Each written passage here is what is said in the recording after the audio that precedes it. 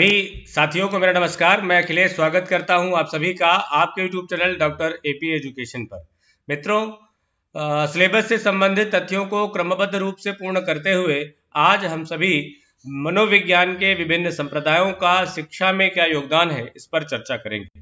फिलहाल ये video series शिक्षा मनोविज्ञान के संदर्भ में निर्मित की गई है, जहां पर फिलहाल शिक्षा मनोविज्ञान के सिलेबस को हम लोग पढ़ रहे हैं। परंतु जो कंप्लीट 30-35 वीडियो की जो सीरीज के साथ इस समय हम लोग चल रहे हैं, ये 31वां वीडियो है पीजीटी शिक्षा शास्त्र के सिलेबस को कवर करने के संदर्भ में। ये जरूर मैं आपको बता देना चाहूँगा कि जरूर ये 31वां वीडियो है, परंतु और भी कई सारे मेरे यूट्यूब चैनल पर वीडियो पड़े हुए हैं जहाँ जो इस सीरीज में नहीं है, परंतु वो आपके सिलेबस से संबंधित है, उन्हें भी आप सभी पढ़ सकते हैं। तो यदि आपका संबंध कहीं से भी शिक्षा शास्त्र विषय से है तो ये यूट्यूब चैनल आपके लिए महत्वपूर्ण है और जिसे आप सब्सक्राइब कर सकते हैं और अपने अध्ययन के लिए उपयोगी मान सकते हैं। चलिए आज के तथ्यों को पढ़ना प्रारंभ करते हैं। शिक्षा मनोविज्ञान या यूं कहें कि मनोविज्ञान के जो विभिन्न संप्रदाय हैं उनका एजुकेशनल कंट्रीब्यूशन क्या है उस पर आज हम सभी चर्चा करेंगे। तो ये विभिन्न संप्रदाय, विभिन्न विचारधाराएं हमने दर्शन में पढ़ी थी, परंतु मनोविज्ञान में भी ये विभिन्न विचारधाराओं का जो उद्भव हमें देखने को मिल रहा है उसका स्रोत क्या है, वो क्यों विभिन्न प्रकार की विचारधाराएं हमें यहाँ मनोविज्ञान में भी पढ़ रहा है। तो इसके लिए जरा सा आप फ्लैशबैक में जाइए और समझने का प्रयास करिए कि जब आपने कहा था कि मनोविज्ञान की परिभाषाओं के निर्माण में भी कई चरण लगे थे, जो वास्तविक परिभाषा या वर्तमान परिभाषा जो आज हम पढ़ते हैं उस मनोविज्ञान की परिभाषा के निर्माण में भी आत्मा, चेतना, मन और इन सब का के तरीके से अलग अलग विषय वस्तु का निर्माण किया गया था। तो ये जो विभिन्न अपने अपने तरीके से जो विद्वानों ने मनोविज्ञान को परिभाषित किया था, विभिन्न प्रकार की अध्ययन विधियों का चुनाव किया था, उन्हीं सब के आधार पर मनोविज्ञान के विभिन्न संप्रदायों का निर्माण हुआ है। तो चलिए देखते हैं कौन कौन से। फिलहाल इतने सारे संप्रदाय हैं, इनमें से 2 संप्रदायों के बारे में आज मैं पढ़ाऊंगा। 2 संप्रदाय अलग अलग वीडियो में आपको मिलते चले जाएंगे। कहा गया कि मनोविज्ञान के विकास और व्यवहार की व्याख्या में जो मतभेद मनोवैज्ञानिकों के में था, उसी के फलस्वरूप संप्रदायों की उत्पत्ति हुई है। जिन प्रमुख संप्रदायों का प्रत्यक्ष प्रभाव शिक्षा तथा शिक्षा मनोविज्ञान के क्षेत्र पर पड़ा है, उनका क्रमबद्ध वर्णन निम्नलिखित है। संरचनावाद विलियम वुंड तथा टिचनर, प्रकार्यवाद विलियम जेम्स, व्यवहारवाद वॉटसन, मनोविश्लेषणवाद आपके सिगमंड फ्रायड, अवयवीवाद कौन है आपके मैक्स वर्दाइबर, क्षेत्र सिद्धांत आपके कर्ट लेविन है और हार्मिक साइकोलॉजी के वुडवर्थ है। तो ये तमाम संप्रदाय हैं, इनका निर्माण हुआ है और इन्हीं के विभिन्न इन्होंने अपने तरीके से मनोविज्ञान को परिभाषित और व्यक्ति के अध्ययन के लिए अपने प्रकार की अन्य अलग अलग अध्ययन विधियों का इस्तेमाल कर रखा है। तो चलिए एक एक पढ़ते हैं। सबसे पहले देखते हैं कौन सी, संरचनावाद। संरचनावाद के बारे में पढ़ते हैं। क्या है संरचनावाद? स्ट्रक्चरलिज्म। मनोविज्ञान में संरचनावाद जो है वो विश्वविद्यालयों में पनपने वाला प्रथम क्रमबद्ध संप्रदाय या स्कूल माना जाता है। कौन है भैया? प्रथम क्रमबद्ध संप्रदाय या स्कूल माना जाता है। किसे माना जाता है? मानते हैं संरचनावाद को माना जाता है। ठीक है। संरचनावादी विचारधारा के शब्द पकड़िएगा, विश्वविद्यालयों में पनपने वाला प्रथम संप्रदाय, ठीक है, वो क्या है? संरचनावाद है। संरचनावादी विचारधारा के प्रवर्तक कौन है? विलियम वुंड तथा टिचनर हैं। इन्होंने क्या किया था? विलियम वुंड ने मनोविज्ञान के स्वरूप को प्रयोगात्मक बनाया, इसीलिए विलियम वुंड को प्रयोगात्मक मनोविज्ञान का जनक भी कहा जाता है। यानी क्यों प्रयोगात्मक मनोविज्ञान का जनक कहा जाता है? क्योंकि इन्होंने 1879 में लिपजिंग विश्वविद्यालय, जिसे वर्तमान में कार्ल मार्क्स विश्वविद्यालय कहा जाता है, में मनोविज्ञान की प्रथम प्रयोगशाला की स्थापना की थी। इसी तब से, और आपको मैंने प्रयोगात्मक अध्ययन विधि भी पढ़ाई है, तो कहा गया कि वर्तमान में वही बात सत्य और प्रमाणित मानी जाती है जो प्रयोगशाला अध्ययन में सही सिद्ध हो। तो इन्होंने प्रयोगशाला में मनोविज्ञान की विषय वस्तु को परिभाषित करने का प्रयास किया था, इसीलिए इनको प्रयोगात्मक मनोविज्ञान का जनक भी कहा जाता है। ठीक है, ये लाइन बहुत इंपॉर्टेंट है और आपकी परीक्षा में पूछी जा चुकी है। विलियम वुंड के अनुसार, अब ये इन्होंने मनोविज्ञान को किस प्रकार से परिभाषित किया, इस पर बात करते हैं। तो इन्होंने कहा कि विलियम वुंड कहते हैं कि मनोविज्ञान जो है वो चेतन अनुभूति का विज्ञान, यानी चेतना का विज्ञान कहने वाले व्यक्ति है। चेतन अनुभूति, कॉन्शियस एक्सपीरियंस, तो बहुत अच्छा शब्द है। हम कंफ्यूज रहते हैं कि what is the meaning, what is the proper meaning of चेतन अनुभूति। ठीक है, तो चेतन या चेतना का वास्तविक अर्थ क्या है, तो कह दीजिए कॉन्शियस एक्सपीरियंस, जागृत अवस्था में व्यक्ति के द्वारा किए गए व्यवहारों को हम देखते हैं और देखकर स्वयं को उस परिस्थिति में रखकर, place yourself in that shoes, then you will realise what is the actual condition the person is feeling. ठीक है, व्यक्ति वास्तविक रूप से किस प्रकार की अनुभूति कर रहा है, ऐसा उसके व्यवहार को हम देखते हैं और देखकर हम खुद से समझने का, खुद में या अपने आप को वैसी परिस्थिति में, मैं सोचता हूं कि मैं फला परिस्थिति में था तब मैं किस प्रकार की मानसिक अनुभूति को रियलाइज कर रहा था, तब मैंने ऐसा कार्य किया। तो उस तरीके के विषय वस्तु का अध्ययन करना चेतना का विज्ञान या चेतन अनुभूति का विज्ञान, मनोविज्ञान को उन्होंने माना था, जिसे मूलतः दो तत्वों में विश्लेषित किया गया, संवेदना और भाव। ठीक है, बाद में इनके जो साथी थे टिचनर, उन्होंने इसमें एक तत्व और बढ़ाया। बाद में टिचनर ने चेतन के 3 तत्व बताए, संवेदना, प्रतिमा तथा भाव। ठीक है, संवेदना का संबंध किससे है, प्रत्यक्षीकरण, यानी देखा हमने। और प्रत्यक्षीकरण का तात्पर्य क्या होता है, प्रत्यक्षीकरण शब्द का अर्थ ध्यान से समझ लीजिए। प्रत्यक्ष माने सामने हमने देखा, ठीक है, और देखना।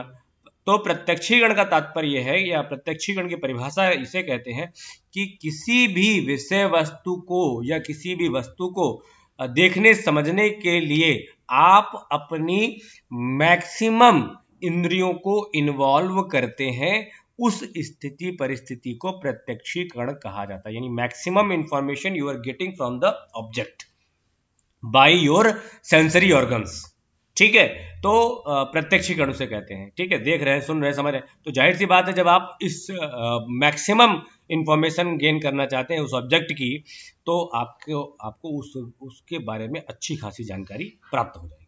ठीक है, तो संवेदना, जब ऐसी जानकारी आप प्राप्त करेंगे तो उससे आपको एक लगाव, एक इमेज उसके, तो प्रतिमा का संबंध किससे है, विचारों से है। तो एक भाव, एक विचार का निर्माण होगा, और भाव का संबंध संवेगों से होता है। किस प्रकार से, जैसे आप मान चलिए कि एक पेन है, तो पेन के बारे में आप अगर सेंसेशन में आपने छू कर देखा, चला कर देखा, ठीक, तो आप के मन में एक विचार बना कि हाँ ये हमारे लिखने के लिए उपयोगी है, मूल्यवान है हमारे लिए। ठीक, दूसरा, वो इतना मूल्यवान बन जाता है हमारे जीवन के लिए कि उस प्लास्टिक के तत्व को हम माथे पर लगाते हैं, जैसे जमीन पे गिर जाता है या पैर के नीचे आ जाता है तो उसको हम अपने मत्थे पर लगाते हैं। तो इस प्रकार का हमारा भाव, उस प्रकार का हमारे संवेग उस ऑब्जेक्ट से जुड़ जाते हैं। तो ये जो है, ये जो प्रक्रिया है, ये चेतना इन्होंने कहा है। ठीक है, तो ये है कॉन्शियसनेस। इस तरीके से इन्होंने इसको समझाया है। संवेदना का संबंध इन्होंने प्रत्यक्षीकरण से, और प्रतिमा का संबंध विचारों से, और भाव का संबंध इन्होंने संवेगों से होता बताया है। अच्छा भाई, आगे क्या कहा इन्होंने, कहा कि बहुत ज्यादा जानकारी, बहुत लंबा नहीं है, डिटेल में बहुत ज्यादा नहीं है, तथ्यात्मक जानकारी स्पष्ट रूप से आप समझिए और संबंधित प्रश्नों को हल करिए, यही लक्ष्य उद्देश्य होना चाहिए। कहा गया इस विधि का प्रमुख लक्ष्य वैज्ञानिक विधि से चेतन अनुभवों का अध्ययन करना है। चेतन अनुभव आप समझ चुके हैं। अब आप बार बार कंफ्यूज होंगे तो कमेंट बॉक्स में लिखिए, बताइए, मैं समझाता हूं फिर से आपको। चेतन आपको कॉन्शियस एक्सपीरियंस, ठीक है, जागृत अवस्था में किए गए कार्य का अध्ययन करना है। इसे अंतर्दर्शन या अंतर्निरीक्षणवाद या अस्तित्ववाद की भी संज्ञा दी जाती है। तो एक और अच्छा प्रश्न बनता है कि संरचनावादियों ने कौन सी अध्ययन विधि का चुनाव किया, तो अंतर्दर्शन विधि का चुनाव किया। ठीक है, इंट्रोस्पेक्टिव मेथड का इन्होंने सिलेक्शन किया था। टिचनर थे महोदय, इन्होंने 1915 में अर्थ के संदर्भ सिद्धांत का प्रतिपादन किया। अर्थ का संदर्भ सिद्धांत क्या कहता है, कहता है कि संवेदना और प्रतिमा का अर्थ संदर्भ के अनुसार निर्धारित होता है, जिसमें वे चेतन रूप में मौजूद होते हैं। जो भी संदर्भ का मतलब है कंटेस्ट, जिस भी कंटेस्ट में, जिस भी कंडीशन में हमने जिस स्थिति परिस्थिति को देखा है, उस स्थिति परिस्थिति में हमारे भाव और हमारा एक्सप्लेनेशन, हमारा इफेक्ट होगा उस संदर्भ से। ठीक है, तो अर्थ के संदर्भ सिद्धांत का प्रतिपादन किसने किया? तो टिचनर महोदय ने 1915 में किया। ठीक है, स्पष्ट, कोई कंफ्यूजन? चलिए आगे बढ़ते हैं, क्या है आगे बात कही गई है कि शिक्षा में क्या योगदान है संरचनावाद का। तो संरचनावाद का योगदान शिक्षा तथा शिक्षा मनोविज्ञान में परोक्ष है। ठीक है, परोक्ष है। शिक्षा मनोविज्ञान व शिक्षा के क्षेत्र में प्रयोगात्मक अध्ययन पर बल दिया गया इसी संरचनावाद के फलस्वरूप, और मानसिक क्रियाओं के स्वरूप और रचना का भी क्रमबद्ध निरीक्षण प्रारंभ हुआ संरचनावाद के फलस्वरूप। मानसिक क्रियाओं का, मेंटल एक्सपीरियंसेस का, मेंटल एक्टिविटीज का क्या स्वरूप होता है, क्यों ऐसा इस कंडीशन में ऐसा हुआ था, ऐसे कार्य किस प्रकार से मानसिक विचार उस व्यक्ति के मन में बन रहे होंगे जब वह किसी बोरिंग टीचर के क्लासरूम में बैठा हुआ होगा। ठीक, इस तरीके से मानसिक क्रियाओं के स्वरूप और रचना के क्रमबद्ध निरीक्षण पर जानकारी प्राप्त की जाने लगी और उस पर कार्य किया जाने लगा संरचनावाद के फलस्वरूप। 20वीं शताब्दी के आरंभ में इसकी आलोचना भी हुई है। प्रमुख आलोचक इनके साथी विलियम जेम्स ही थे। उनका विचार था, ये भी चेतना का विज्ञान ही कहते हैं, ठीक है, मनोविज्ञान को चेतना का विज्ञान विलियम जेम्स भी कहते हैं, परंतु थोड़ा सा इनके बीच आपसी मतभेद विचारों को लेकर था। उनका विचार था कि चेतना के तत्वों का अध्ययन विश्लेषण करना व्यर्थ है। ठीक है, परिणाम स्वरूप एक नवीन विचारधारा का जन्म हुआ जिसे प्रकार्यवाद या चेतना कार्यवाद कहा गया। ये सब कुछ चीज को एक्शन में देखते हैं। ठीक है, अभी समझेंगे। चलिए संबंधित प्रश्नों को तत्काल हल कर लेते हैं। क्या क्या अभ्यास हेतु प्रश्न कौन कौन से हैं, तो कंप्यूटर जी दिखाइए कौन कौन से प्रश्न है। तो कहा गया कि मनोविज्ञान के संप्रदायों में विश्वविद्यालय में पनपने वाला पहला क्रमबद्ध अध्ययन संप्रदाय किसे कहा जाता है? जवाब दीजिए, संरचनावाद। बिल्कुल सही। ये प्रश्न जरूर लिख लीजिए, पेन कलम लेकर के बैठिए थोड़ा सा सीरियसली। तो कम से कम ये बातें अगर आप ये भी पॉइंट वाइज आपने लिख लिया, मनोविज्ञान के संप्रदाय में विश्वविद्यालय में, या सीरियल से लिखिए, विश्वविद्यालय में पनपने वाला प्रथम क्रमबद्ध मनोवैज्ञानिक संप्रदाय। ठीक, संरचनावाद। संरचनावाद के प्रमुख प्रवर्तक कौन? टिचनर, वुंड तथा टिचनर। मनोविज्ञान की पहली प्रयोगशाला किसने और कब स्थापित की? तो मनोविज्ञान की पहली प्रयोगशाला विलियम वुड ने 1879 में जर्मनी के लिप्जिंग शहर में। वर्तमान में लिप्जिंग विश्वविद्यालय को कार्ल मार्क्स विश्वविद्यालय कहा जाता है। अब कोई पूछे आपसे कि संरचनावादियों ने मनोविज्ञान को किस प्रकार से परिभाषित किया था, तो संरचनावाद ने मनोविज्ञान को कहा था ये चेतना का अध्ययन करने वाला विज्ञान है या चेतन अनुभूति का विज्ञान है। Conscious experience, the study of conscious experience. ठीक है, किसने कहा? संरचनावादियों ने कहा। ठीक है, अगला एक प्रश्न अच्छा मिला था हम लोगों ने, अर्थ के संदर्भ सिद्धांत। डायरेक्ट क्वेश्चन जो है वो इससे बन सकता है, अर्थ के संदर्भ सिद्धांत का प्रतिपादन किसने किया? तो अर्थ के संदर्भ सिद्धांत का प्रतिपादन टिचनर ने 1915 में किया था। ठीक है मित्रों, कोई कंफ्यूजन? चलिए आगे दूसरा संप्रदाय पढ़ते हैं। ठीक, क्लियर है मामला ना? प्रकार्यवाद का दूसरा जो उनके बीच आपसी फंक्शनलिज्म, ठीक है, क्रियात्मक रूप में जो उनका आपसी मतभेद था, उस रूप में इसका इस नए संप्रदाय का जन्म हुआ है, जिसमें इन्होंने बस अध्ययन के तरीके बदले। ठीक है, परंतु मनोविज्ञान को चेतना का विज्ञान विलियम जेम्स भी मानते हैं। चलिए, प्रकार्यवाद संप्रदाय का विकास संरचनावाद के वर्णनात्मक तथा विश्लेषणात्मक उपागम के विरोध में अमेरिका में हुआ। यद्यपि प्रकार्यवाद की शुरुआत विलियम जेम्स द्वारा, किसके द्वारा हुई है? हमारे लिए जो बात महत्वपूर्ण, प्रकार्यवाद की शुरुआत विलियम जेम्स द्वारा अमेरिका के हार्वर्ड यूनिवर्सिटी से मानी जाती है, परंतु सही अर्थों में इसका विकास John Dewey, James R Angell, Harvey तथा कोलंबिया विश्वविद्यालय के अपने थॉर्नडाइक महोदय, E.L. थॉर्नडाइक तथा R.S. वुडवर्थ के योगदानों के द्वारा हुआ है। ठीक है, चलिए भाई।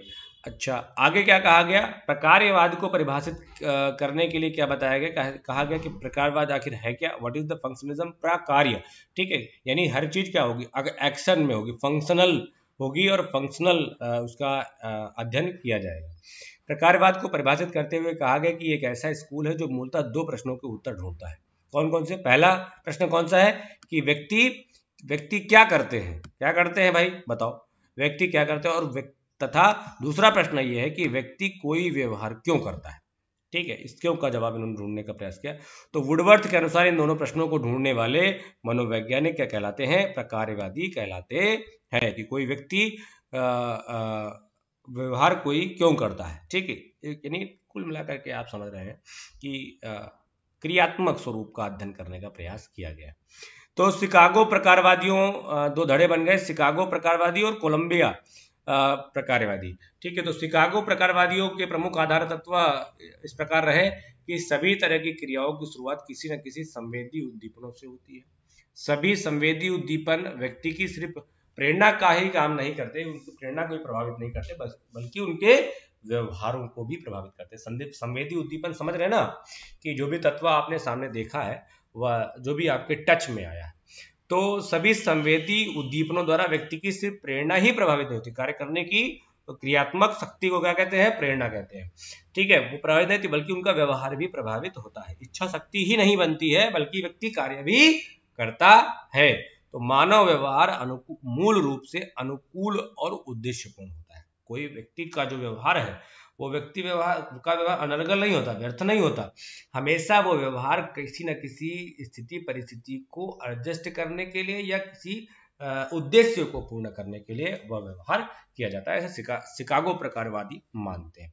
और आगे कहते हैं कि व्यवहार एक सतत एवं संगठित प्रक्रिया जिसके द्वारा उद्दीपन परिस्थितियों में परिमार्जन, सतत और संगठित, जिसके हम उद्दीपन परिस्थितियों में हम संशोधन परिमार्जन कर सकते हैं। जेम्स टीवी, जेम्स एंजल और हार्वे ऐसे समर्थक, ऐसे कहने वाले, ऐसे मानने वाले लोग हैं। अगला कहा गया कोलंबिया प्रकारवादियों में शिक्षा मनोविज्ञान के क्षेत्र में थॉर्नडाइक का योगदान महत्वपूर्ण है। रॉबर्ट वुडवर्थ, जेम्स कैटल, ये सब इनके साथी बराती हैं। ठीक है, तो थॉर्नडाइक ने क्या कहा, थॉर्नडाइक ने मनोविज्ञान को उद्दीपक अनुक्रिया संबंधों का अध्ययन करने वाला बताया। इंपॉर्टेंट क्वेश्चन परीक्षा में आपके यहाँ पूछा जा चुका कि उद्दीपन अनुक्रिया संबंधों का अध्ययन करने का श्रेय किसको दिया गया है। ठीक है, तो वो श्रेय दिया गया है थॉर्नडाइक को। थॉर्नडाइक ने 1903 में शिक्षा मनोविज्ञान की एक पुस्तक लिखी और उस पुस्तक में इन्होंने क्या क्या बताया, कई चीजें मैं आगे पहले भी बता चुका हूं आपको। तो इन्होंने क्या क्या बताया है, सीखने के नियम दिया, एक क्या दिया, सीखने के नियम बताए, सीखने का प्रयत्न एवं त्रुटि का सिद्धांत बताया, और बुद्धि मापन के क्षेत्र में भी थॉर्नडाइक का कार्य महत्वपूर्ण है। कौन कौन से कार्य हैं थॉर्नडाइक के प्रमुख कार्य क्या है, पहला सीखने का प्रयास एवं त्रुटि का सिद्धांत, जिसे संबंधवाद का सिद्धांत या साहचर्यवाद का सिद्धांत भी कहा जाता है। सीखने के अंतरण यानी ट्रांसफर ऑफ लर्निंग की फील्ड में कौन सा, ये समरूप तत्वों का सिद्धांत। ठीक है, कौन सा सिद्धांत है, समरूप तत्वों का सिद्धांत। ठीक है, कहा गया कि दो परिस्थितियों में जितनी ज्यादा समानता होती है लर्निंग ट्रांसफर उतना ही अधिक होता है, समरूप तत्वों का सिद्धांत। तीसरा क्या काम किया उन्होंने, सीखने के नियम बताए। कौन कौन से, मुख्य कितने नियम बताए हैं बताइए, मुख्य 3 नियम बताए। पहला कौन कौन सा, तत्परता का नियम, अभ्यास का नियम और प्रभाव का नियम। सब आगे और भी इसको डिटेल में भी पढ़ा जाएगा। ठीक है, उसके बाद गौड़ नियम कितने दिए हैं, गौड़ नियम इन्होंने सेकेंडरी नियम कितने बताया, रूल बताया 5, सबके नाम बहुत महत्वपूर्ण। 3 ये मुख्य नियम तो हमें याद रहते हैं, 5 नहीं याद रहते। तत्परता, अभ्यास, प्रभाव ये तो याद रहता है, गौड़ 5 नियम का क्यों नहीं याद रहते, चलिए याद करने का प्रयास करिए। बहुन क्रिया का नियम, सकारात्मक मनोवृत्ति का नियम, तत्व प्रबलता का नियम, सादृश्यता का नियम और सहचर्यात्मक स्थानांतरण का नियम। कहने का तात्पर्य यह है कि इसको ऐसे याद करिए कि एक प्रश्न का जवाब आप हल करना चाहते हैं, एक मैथमेटिकल ऑपरेशन कोई सॉल्व कर रहे हैं, कोई एक गणित का सवाल आप हल कर रहे हैं, तो उस गणित के सवाल को हल करने के लिए आप तमाम प्रयास कर रहे हैं, कई बार उस सवाल को लगा रहे हैं, लगाते जा रहे हैं, यानी बहु अनुक्रिया नहीं, मल्टी रिस्पॉन्स आप कर रहे हैं। आपने मन में ठान लिया है कि मैं इस सवाल को बिना हल किए सोऊंगा नहीं, तो सकारात्मक मनोवृत्ति आपने बना ली, मनोवृत्ति का नियम इसे कहते हैं। ठीक है, कि अगर आपने अरे हटा यार छोड़ो, तो फिर छोड़ो वाला ही हिसाब किताब होगा। आत्मबल, वो आप डायलॉग याद करिए, कौन सा, बाहुबली वाला, कि अपने आत्मबल से दुश्मन के आत्मबल को प्रबल समझना क्या है, मृत्यु है। तो आप अपने आत्मबल को सबसे प्रबल मानिए। क्या कहते हैं कि सकारात्मक मनोवृत्ति बनाइए, चाहे जितना कठिन सवाल हो, हल होगा जरूर। ठीक है, व्यक्ति ने बनाया है, व्यक्ति के द्वारा बना गया है और व्यक्ति के लिए बना है, तो ये व्यक्ति द्वारा ये जरूर हल होगा। सकारात्मक मनोवृत्ति का नियम। अब सकारात्मक मनोवृत्ति धीरे धीरे नकारात्मक भी हो सकती है, टूट भी सकती है, परंतु तत्व प्रबलता का नियम, तत्व बहुत महत्वपूर्ण हमारे जीवन के लिए। अरे ये प्रश्न कम से कम 10 बार परीक्षा में पूछा जा चुका है और इसके आने के चांस मैक्सिमम है, इसलिए तत्व भी, ये प्रश्न भी बहुत इंपॉर्टेंट, मोस्ट इंपॉर्टेंट क्वेश्चन है, तत्व प्रबलता का नियम। ठीक है, अब मान लीजिए सदस्यता का नियम, कई बार सवाल लगाया आपने। अब आपने क्या किया कि कॉपी निकाली, और कॉपी निकालने के बाद देखा कि जो हमारे मैथमेटिक्स के जो टीचर हैं उन्होंने इस ऐसे ही प्रश्न को किस प्रकार से हल करवाया था। तो आपने सदस्यता एक जैसा यानी देखने का प्रयास किया। अब देख करके आपके दिमाग की घंटी बजी।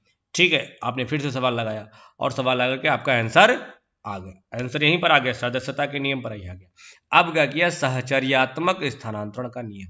सहचर्यात्मक सहचर्य का मतलब एसोसिएट, एसोसिएशन का मतलब क्या होता है, कॉम्प्लेक्स, माने एकदम गुथा हुआ है ना, कि अब आपने उसको इस तरीके से हल करके इतना ज़्यादा सीख लिया है कि जैसे वो सवाल परीक्षा में आया, अब परीक्षा में जो सवाल आया था तो वैसा ही आया, लेकिन कम से कम नाम बदला होगा, संख्या बदली, कुछ तो बदला होगा ना।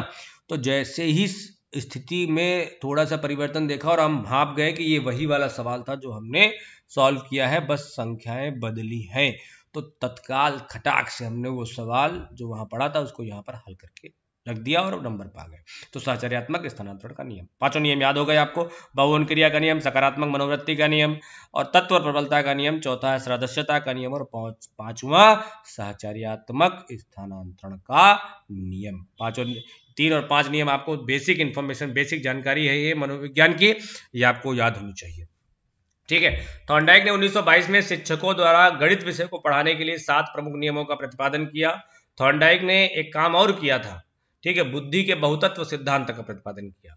ठीक है, बहुतत्व सिद्धांत में ये बात एक बार और समझ लीजिए आप कि क्वेश्चन आ चुका पहली बात तो परीक्षा में कई बार की, बहुतत्व किसने दिया, थॉर्नडाइक ने दिया। ठीक है, और बहुतत्व की ही श्रृंखला में ये वो भी आ जाते हैं, क्या नाम आपके, चलिए रहने दीजिए, कंफ्यूज हो जाएंगे आप, एक ही रखिए। थॉर्नडाइक ने बुद्धि के बहुतत्व सिद्धांत या बालू सिद्धांत का प्रतिपादन किया और बुद्धि के 3 प्रकार बताए, अमूर्त बुद्धि, एब्स्ट्रैक्ट इंटेलिजेंस, सामाजिक बुद्धि, सोशल इंटेलिजेंस, और यांत्रिक बुद्धि या मूर्त इंटेलिजेंस। ठीक है, इन्होंने कहा कि ये अमूर्त बुद्धि वाले लोग विद्वान और साहित्यकार इस तरीके के लोग होते हैं, सामाजिक बुद्धि के लोग थोड़ा सा नेता होते हैं और सोशल एक्टिविटीज में पार्टिसिपेट ज़्यादा करते हैं, मूर्त बुद्धि के लोग वो होते हैं कौन सी, टेक्निकल वाले जो फील्ड के लोग हैं। ठीक है, जितने भी कामगार लोग हैं, तो आप अगर वो कहता है कि देखो भैया ये फलानी मशीन काम नहीं कर रही, तो कहे भैया हम ऐसे नहीं बता पाएंगे, हमको आना पड़ेगा, देख के बता पाएंगे, ऐसे हम फोन पर नहीं बता पाएंगे। तो वो जब तक सामने देखते नहीं है तब तक उनकी बुद्धि काम करना चालू नहीं करती। तो ये मूर्त बुद्धि का उदाहरण है, यानी उनके अंदर जो मैकेनिकल इंटेलिजेंस है वो प्रबल है। तो थॉर्नडाइक ने क्या किया है, आगे बात हुई तो थॉर्नडाइक ने एक बुद्धि परीक्षण की भी बात हुई है। तो बुद्धि परीक्षण ने बिनेट तथा साइमन के बुद्धि परीक्षण का विरोध किया और एक नया CABD test, completion arithmetic reasoning vocabulary direction बनाया तथा बताया कि ये जो CABD है, 4 तत्व 4 क्षमताएं हैं, कंप्लीशन, ठीक है, अर्थमेटिक रीजनिंग, ठीक है, वोकेबुलरी और डायरेक्शन, ये जो 4 क्षमताएं हैं ये मिलकर अमूर्त बुद्धि का निर्माण करती है। बढ़िया प्रश्न है कि CABD टेस्ट में चारों क्षमताएं मिलकर के किस बुद्धि का निर्माण करती है, तो अमूर्त बुद्धि का निर्माण करती है। एक इनके साथी थे रॉबर्ट वुडवर्थ, इन्होंने समकालीन मनोविज्ञान संप्रदाय पुस्तक लिखकर ख्याति प्राप्त की थी। आगे अभी वुडवर्थ के बारे में आपको हार्मिक मनोविज्ञान में बताना है, इसलिए बहुत अधिक इसमें मैं डिस्कस नहीं कर रहा। चलिए संबंधित प्रश्नों को हल करके बात को पूर्ण करते हैं आज के लिए। ठीक है, प्रकार्यवाद के प्रतिपादक कौन, नाम बताइए, नाम बताइए। हाँ, विलियम जेम्स, बिल्कुल सही। सीखने में संबंधवाद के सिद्धांत का प्रतिपादन किसने किया, बताओ, संबंधवाद या सहचर्यवाद का प्रतिपादन किसने किया, सीखने में किसने किया, हाँ, E.L. थॉर्नडाइक महोदय ने किया। वेरी गुड, बहुत अच्छा पढ़ रहे हैं आप लोग। सीखने के प्रयास एवं त्रुटि सिद्धांत का प्रतिपादन किसने किया, कम से कम 20 बार ये प्रश्न आ चुका होगा। तो सीखने के त्रुटि और प्रयास एवं त्रुटि सिद्धांत का प्रतिपादन E.L. थॉर्नडाइक महोदय ने किया। थॉर्नडाइक ने सीखने के कितने नियम बताए, तो 3 प्रमुख नियम बताए, 5 गौण नियम बताए, सब याद हो गए आप लोगों को। उद्दीपन अनुक्रिया सिद्धांत का प्रतिपादन किसने किया, थॉर्नडाइक ने किया। ठीक है, व्यक्ति कोई बात व्यवहार क्यों करता है, इस प्रश्न का उत्तर खोजने का प्रमुख प्रयास किस मनोवैज्ञानिक संप्रदाय में किया जाता है, तो व्यक्ति का कोई व्यवहार क्यों करता है, इस प्रश्न का जवाब देने का काम प्रकार्यवाद में किया जाता है। ठीक है, प्रकारवाद के अनुसार कौन से व्यवहार को वातावरण, ठीक है, कौन से व्यवहार को थोड़ा दिखने लगे, प्रकारवाद के अनुसार कौन से व्यवहार से व्यक्ति को वातावरण में समायोजन में मदद मिलती है। तो एडाप्टिव बिहेवियर यानी अनुकूली व्यवहार से व्यक्ति को वातावरण में समायोजन करने में सहायता प्राप्त होती है। अधिगम स्थानांतरण के समरूप तत्वों का सिद्धांत प्रस्तुत किसने किया? थॉर्नडाइक। बहुत इंपॉर्टेंट क्वेश्चन है ये सारे के सारे, जान लो। थॉर्नडाइक ने गणित विषय शिक्षण के कितने नियम बताए? तो थॉर्नडाइक ने गणित विषय शिक्षण के कितने नियम बताए? 7 नियम बताए। बुद्धि के बहुतत्व सिद्धांत का प्रतिपादन किसने किया? तो बुद्धि के बहुतत्व सिद्धांत का प्रतिपादन थॉर्नडाइक ने किया। थॉर्नडाइक ने बुद्धि के कितने प्रकार बताए? जल्दी बताओ। 3, हाँ बिल्कुल 3 प्रकार बताए। कौन कौन से? अमूर्त बुद्धि, मूर्त बुद्धि और सामाजिक बुद्धि। ठीक है, मूर्त बुद्धि किसमें पाई जाती है बताओ? कामगार, हाँ, टेक्निकल जो भी आपके मिस्त्री लाइन के लोग हैं वो मूर्त बुद्धि में पाई जाती है, मैकेनिकल इंटेलिजेंस पाई जाती है। ठीक है, बुद्धि के CABD टेस्ट किसने प्रस्तुत किया? तो थॉर्नडाइक ने प्रस्तुत किया। और CABD का पूरा नाम क्या है?